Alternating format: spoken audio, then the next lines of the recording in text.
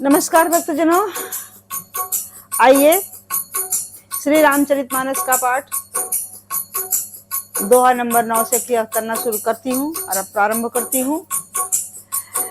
गुरुर्ब्रह्मा गुरुर्विष्णु गुरुरेव महेश्वरः गुरुर् साक्षात् परब्रह्म तस्मै श्री गुरुवे नमः। अखंड मंडलाकारं व्याप्तमेन चराचरं तत्पदं दर्शितं येन तस्मै श्री गुरुवे नमः। वक्रतुंड महाकाय सूर्यकोटि समप्रभा निर्विघ्नं कुरु मे देव प्रसन्नो भव सर्वदा। नीलाम्भुश्यामलकोमलांगं सीता समारोपित वामभागं पाणो महासायकचारुचापं नमामि रामं रघुवंशनाथं। गिरीशं गणेशं गले नीलवर्णं गणेन्द्राधिरूढं गुडातुतरूपं भवं भास्वरं भस्मनाभूषितांगं भवानी कलक्तं भजे पंचवक्त्रम्।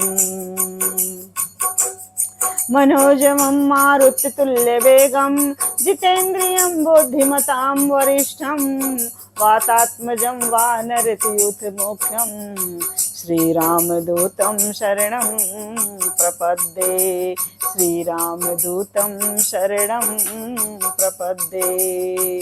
तुलसी तुलसी सब करे तुलसी वन की घास कृपा भई रघुनाथ की सो बन गए तुलसीदास। लाल देह लाली लसे लाल देह लाली लसे अरधर लाल लंगूर वज्र देह दानव दलन जय जय जय कपिसूर। आइए बजरंगबली जी महाराज आसन ग्रहण कीजिए, आसन पर विराजिए। हम श्री राम कथा का करने चल रहे हैं, तो आइए आसन पर विराजिए और श्री रामचरितमानस की कथा को श्रवण कीजिए। और हे भक्तजनों, आप लोग भी हमारे साथ चलिए, श्री राम कथा का श्रवण कीजिए और मेरे इस ब्लॉग को लाइक कीजिए, शेयर कीजिए, सब्सक्राइब कीजिए, बेल आइकन जरूर दबाइए, जिससे मेरा आने वाला प्रत्येक वीडियो आप सब लोग को सुचारू रूप से मिलता रहे। तो आइए शुरू करते हैं। आप सब लोगों का बहुत बहुत धन्यवाद। हमारे साथ आइए। सुनौ राम स्वामी सन चलन चातुरी मोर प्रभु अजहू मैं पापी अंत काल गत तोर। बाली ने कहा, हे श्री राम जी सुनिए स्वामी, आपसे मेरी चतुराई नहीं चल सकती। हे प्रभु, अंत काल में आपकी गति शरण पाकर मैं अब भी पापी ही रहा। सुनत राम अति कोमल बानी बाल शीस पर से निज पानी अचल करऊं तन राखऊं प्राणा बाल कहा सुन कृपा निधाना। बाल की अत्यंत कोमल वाणी सुनकर श्री राम जी ने उसके सिर को अपने हाथ से स्पर्श किया और कहा, मैं तुम्हारे शरीर को अचल कर दूं, तुम प्राणों को रखो।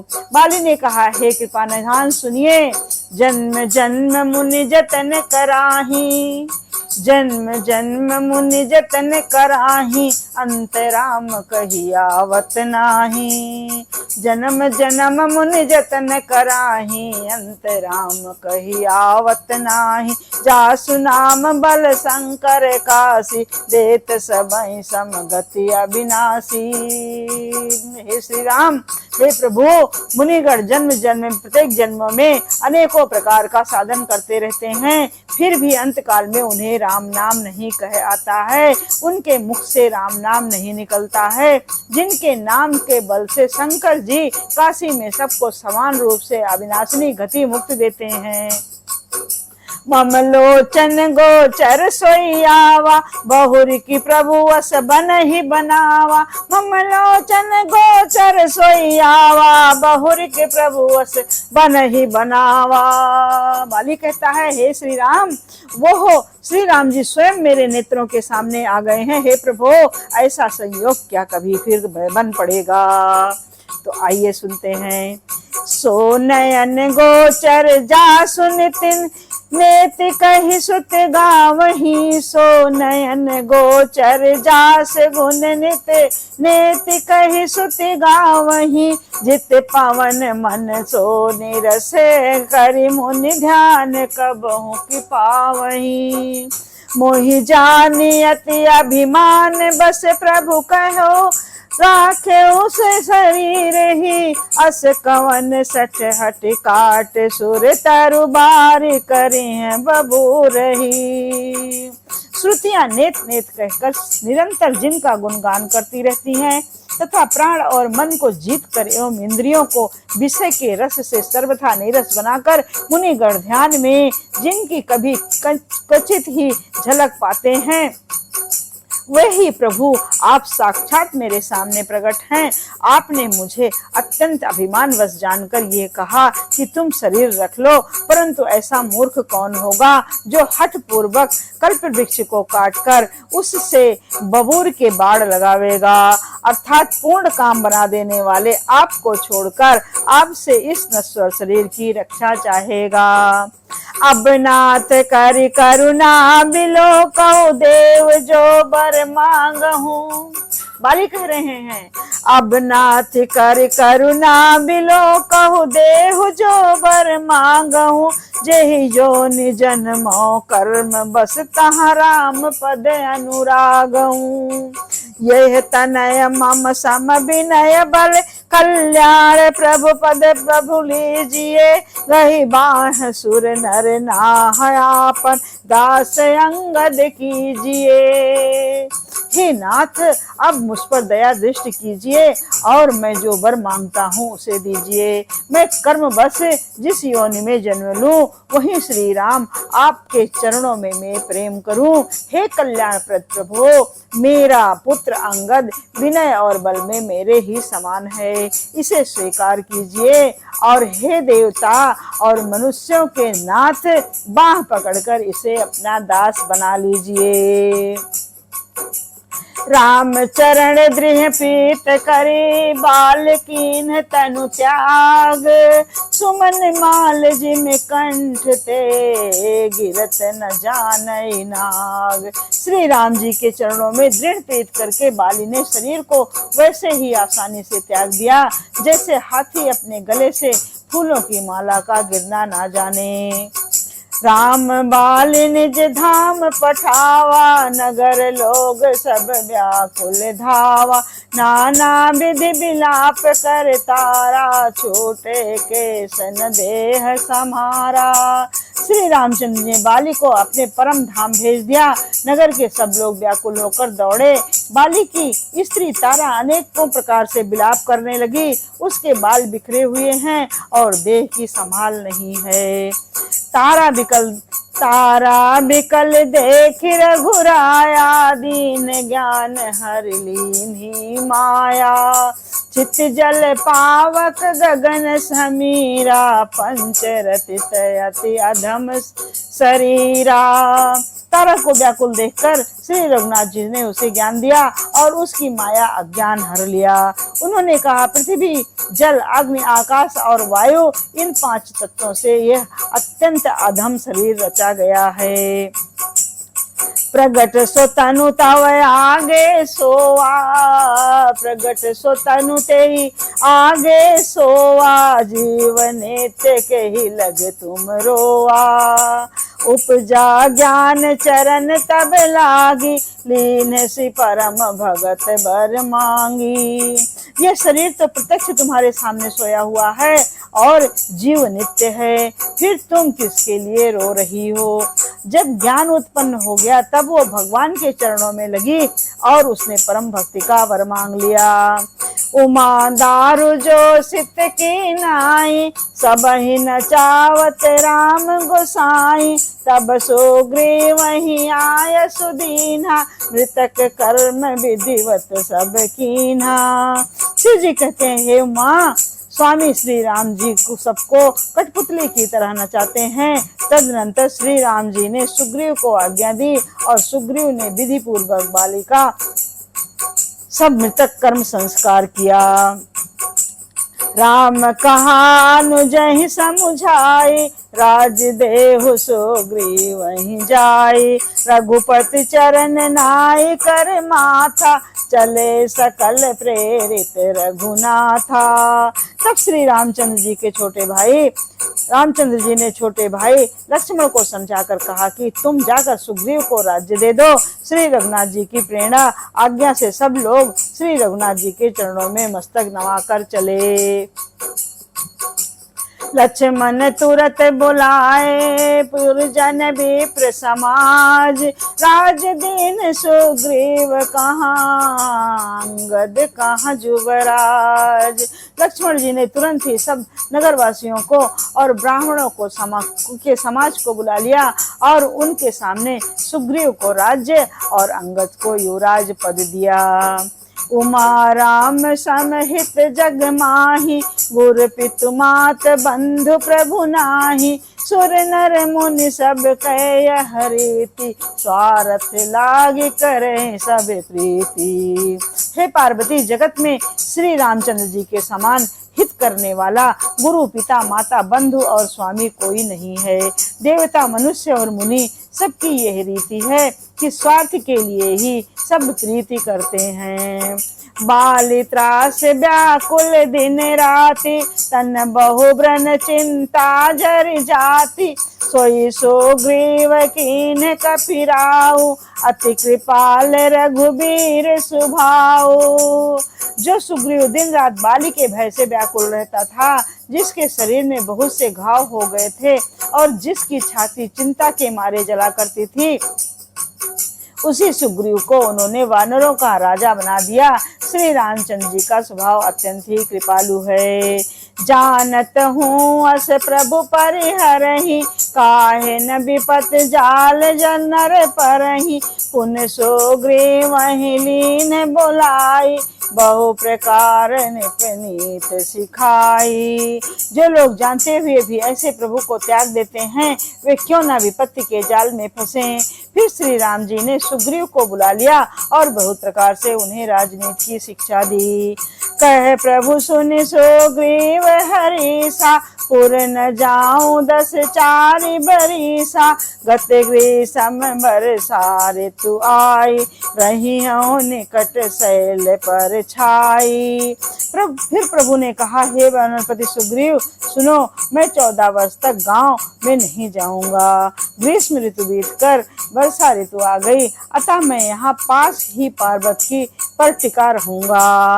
अंगद सहित करहु तुम राजू, संतत हृदय धरे मम काजू, जब सुग्रीव भवन फिर आए, प्रभु प्रवर्सन गिर पर छाए। तुम अंगद सहित राज्य करो, मेरे काम का हृदय में ध्यान रखना। तदनंतर जब सुग्रीव जी घर लौट आए, तब श्री राम जी प्रवर्सन पर्वत पर जा टिके।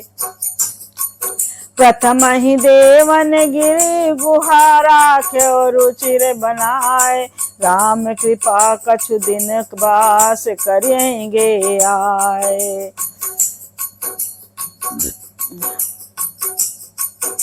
प्रथम ही देवन गिरि गुहा राख्यो, रुचिर बनाए, राम कृपा निधि कछुक दिन बास करेंगे आए। देवताओं ने पहले से ही उस पर्वत की एक गुफा को सुंदर बना सजा रखा था। उन्होंने सोच रखा था कि कृपा की खान श्री राम जी कुछ दिन यहाँ आकर निवास करेंगे।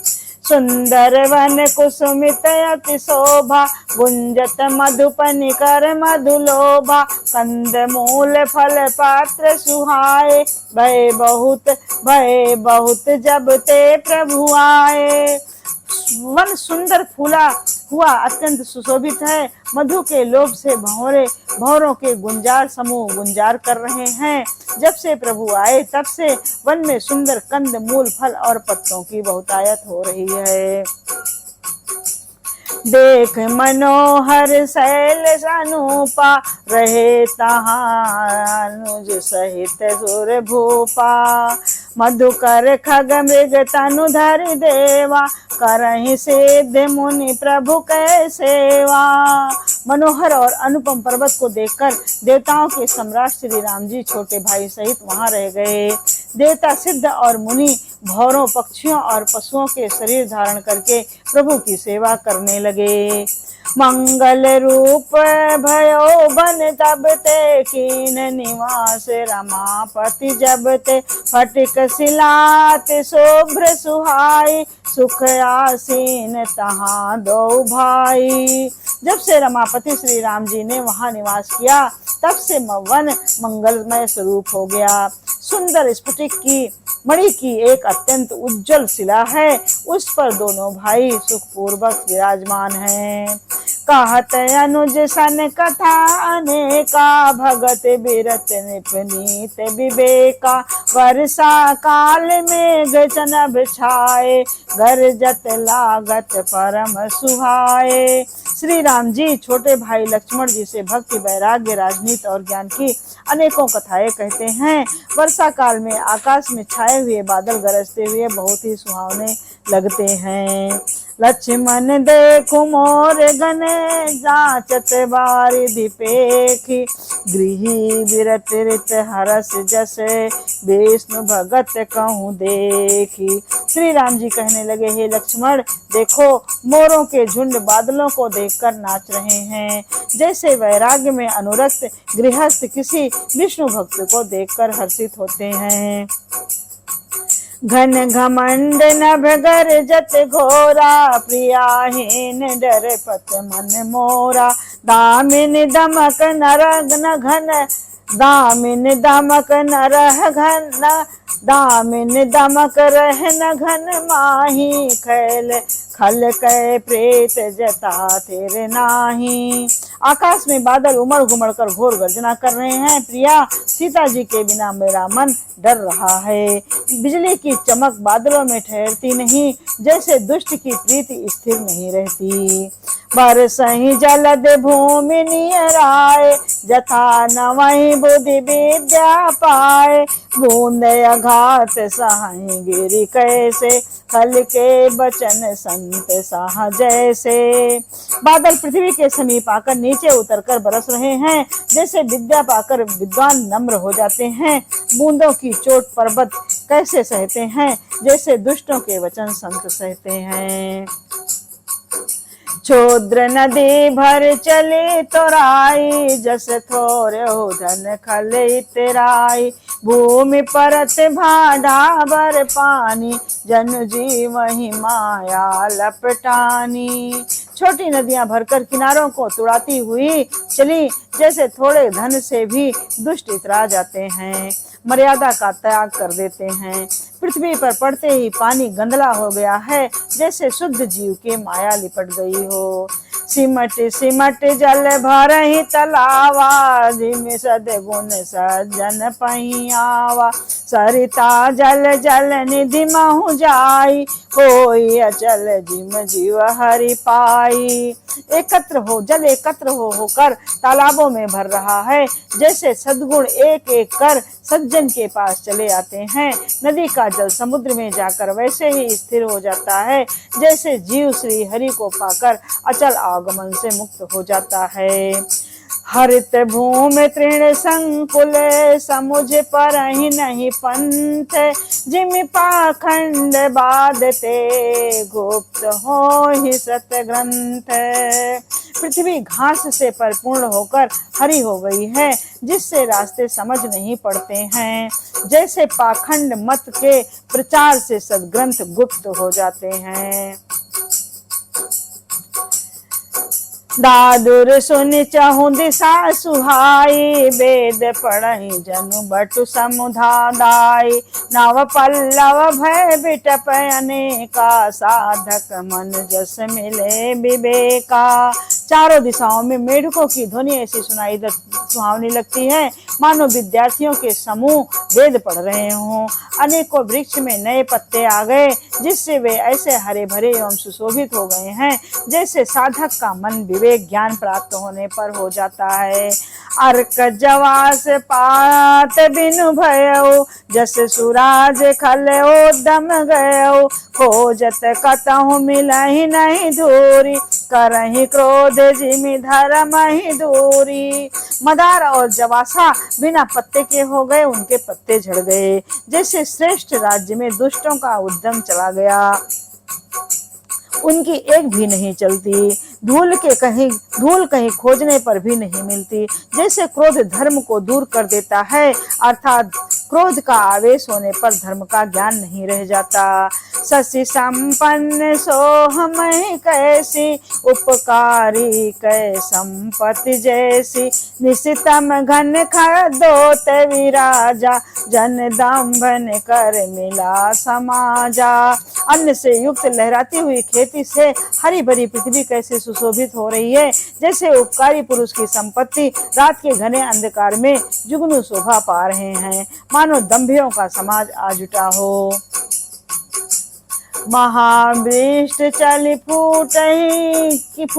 फूट कियारी, जिम स्वतंत्र भय बिर गई नारी, कृषि निरावहि चतुर किसाना, जिम बुद्धि तजहि मोह मद माना। भारी वर्षा से खेतों की क्यारियां फूट चली हैं, जैसे स्वतंत्र होने से स्त्रियां बिगड़ जाती हैं। चतुर किसान खेतों को निरा रहे हैं, उनमें से घास आदि को निकाल कर फेंक रहे हैं। जैसे विद्वान लोग मोह और मद का मान त्याग कर देते हैं। देखियत चक्रवाक खग नाही, कलहि पाय जिमि धर्म पराही, ऊसर बरसै तृण नहीं जामा, जिमि हर जन ही उपजन कामा। चक्रवाक पक्षी दिखाई नहीं दे रहे हैं, जैसे कलयुग को पाकर धर्म भाग जाते हैं। ऊसर में वर्षा होती है पर वहां घास तक नहीं उगती, जैसे हरि भक्त के हृदय में काम नहीं उत्पन्न होता। विविध जंतु संकुल मही भ्राजा, प्रजा बाढ़े जिम पाए सुराजा, जहाँ तहाँ रहे प्रथिक थकिनाना, जिम इंद्रिय गण उपजे ज्ञाना। पृथ्वी अनेक तरह के जीवों से भरी हुई उसी तरह शोभायमान है, जैसे सुराज्य पाकर प्रजा की वृद्धि होती है। जहाँ तहाँ अनेक पथिक थक कर ठहरे हुए हैं, जैसे ज्ञान उत्पन्न होने पर इंद्रियां शीतल होकर विषयों को छोड़ जाना चाहती हैं। कबहु प्रबल बह मारुते, जहाँ तहाँ मेघ बिलाही, जिम कपोत के उपजे कुल सधर्म नसाई। कभी कभी वायु बड़े जोर से चलने लगती है, जिससे बादल जहाँ तहाँ गायब हो जाते हैं। जैसे कुपुत्र के उत्पन्न होने से कुल के उत्तम धर्म श्रेष्ठ आचरण नष्ट हो जाते हैं। कबहु दिवस महानिविड़तम, कबहु प्रगट पतंग, बिन सय उपजय ज्ञान जिमि पाए सुसंग कुसंग सुसंग। सभी बादलों के कारण दिन में घोर अंधकार छा जाता है और कभी सूर्य प्रकट हो जाते हैं। जैसे कुसंग पाकर ज्ञान नष्ट हो जाता है और सुसंग पाकर उत्पन्न हो जाता है।